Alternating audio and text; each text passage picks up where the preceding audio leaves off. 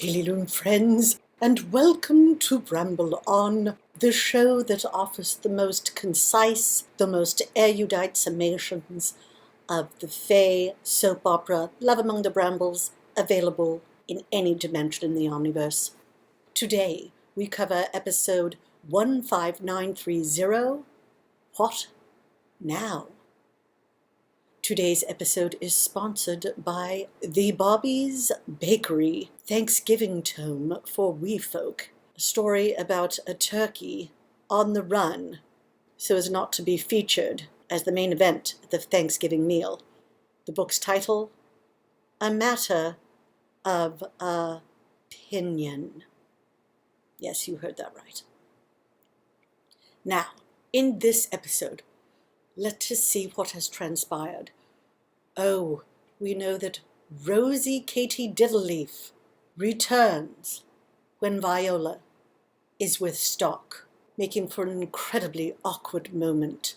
The love triangle between insect, fae, and fae.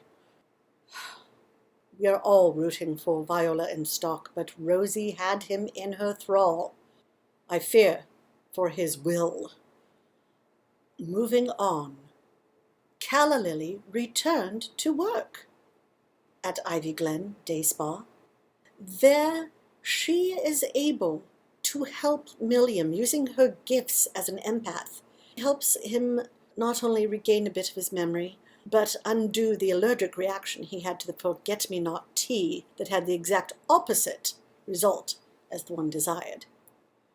We mentioned that Slate, his sister Citron, her best friend Magnolia, and Slate's best friend Brooke go out together for a little outing in the foggy forest, something they've not done since their youth. All four of them together. Nothing extraordinary happens in this scene, and that is what is so extraordinary. We see them interact, engage, as real folk, as real fae, without pretense, without pretext. I found it one of the most refreshing, enjoyable scenes in centuries. I very much enjoyed it. That, as we know, took up a good deal of the episode, just watching them as they treated one another, no longer with sarcasm and biting remarks as they did in their youth, but now with support, with kindness, with empathy. Calla Lily would be proud, and they are maturing, each in their own way. Absolutely lovely to see. We mentioned that Calla Lily was instrumental in helping Milliam.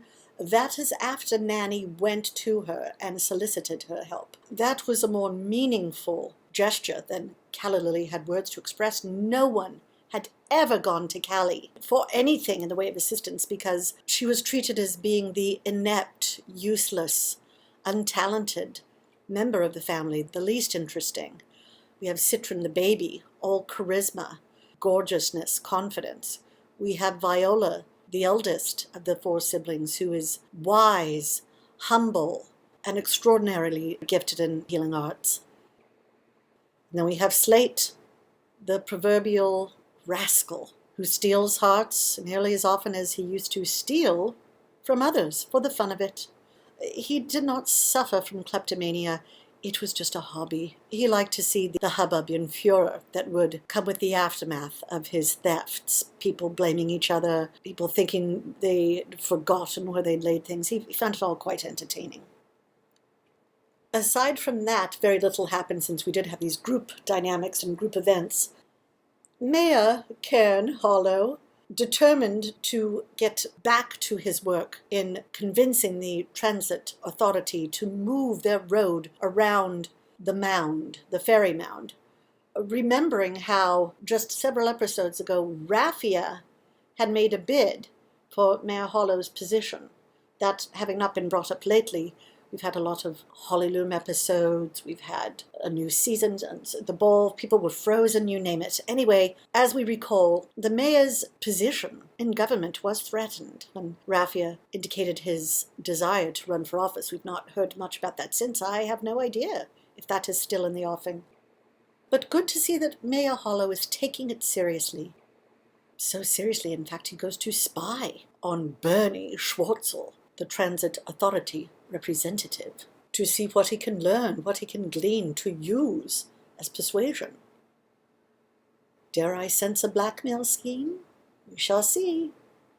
I mentioned that Miriam, at Nanny's suggestion, will visit Calla Lily. That takes a great deal of humility on Miriam's part. He is not accustomed to turning to others in times of need, and I believe it is his love for Nanny that has humbled him and made him acquiesce and seek Calla Lily's assistance.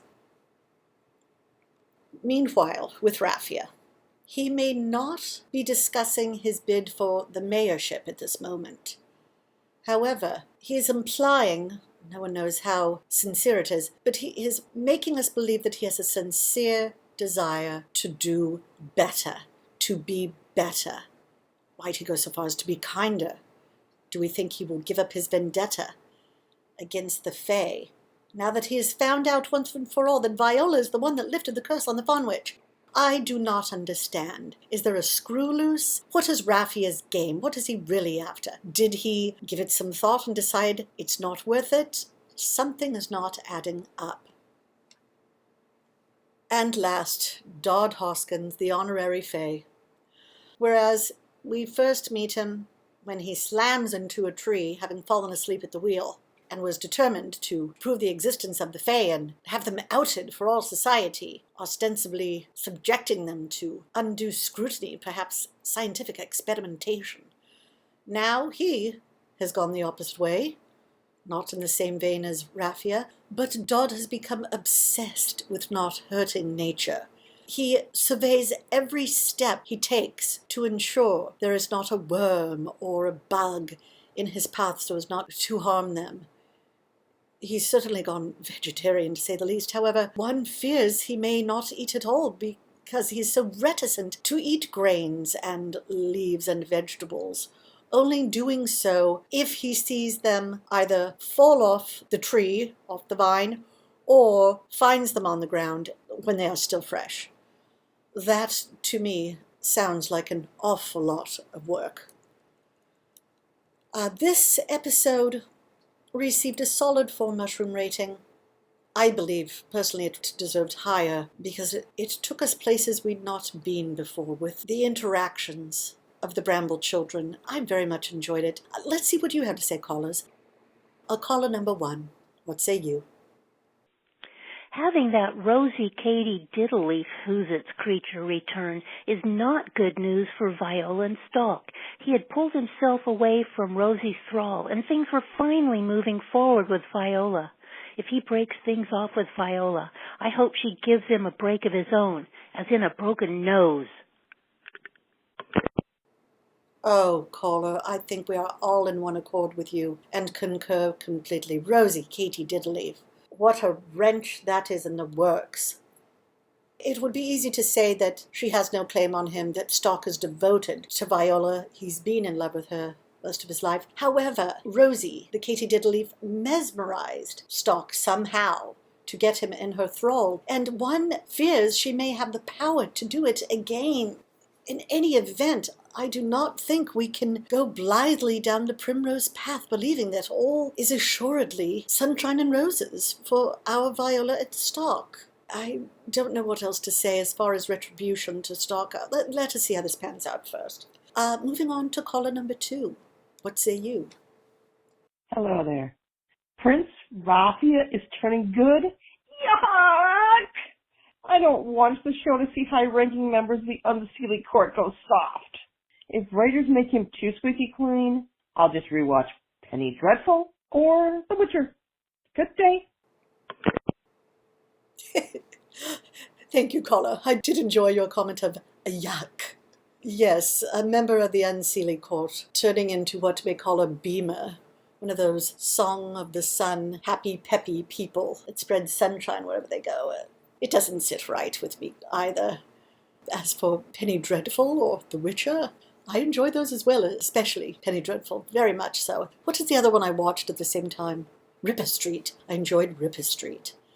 And if this season does not live up to its promise, I may be right with you, rewatching Penny Dreadful and looking forward to the next season of The Witcher. Thank you, caller. Let's move on to number 3. The host storyline with Milliam losing his memory is so heartbreaking. I have relatives who are going through the same thing, and it's hard on the whole family. I sure hope Callie can help him. I hate to see him forget Nanny, especially so soon after their marriage. Wish there was something I could do to help. Maybe I'll set up a fundraiser. Here's an idea. Once it's ready to go, I'll send you the particulars so you can donate. I feel better already. My condolences, caller, on what your family is going through. I don't think anyone would be able to function if we witnessed Milliam lose his memory as applies to Nanny. You have a very, very kind heart wishing there was something, as you said, you could do to help. I don't know if a fundraiser will do much, in so much as these are fictional characters. Just as I've mentioned before, for those who are fans of The Great Betrayal, formerly known as Game of Thrones, for years we waited for the fulfillment of the prophecy and promise of R plus L equals J. Fans will know what that means. People who are not yet fans, do not waste your time. Anyway, caller, thank you for your kind words and again your kind heart. And I'm glad you do feel better. That concludes episode 15930. What now? Moving on to next week, episode 15931, entitled Tete-a-Tetes. We can expect someone to become disgusted with someone else. We can expect someone to convince the mayor to hire someone. And we can expect someone to go to Nanny because this someone feels unloved. Well, that should give us a full panoply of emotions next week. Until then, my friends, keep calm, bramble on, enjoy the last few episodes of the season. We only have 3 more regular episodes until the end of Seckle Hollyloom episodes. So for the time being, enjoy yourselves as we wind down the second half of the season on Love Among the Brambles. Chériste son, friends. Tuta.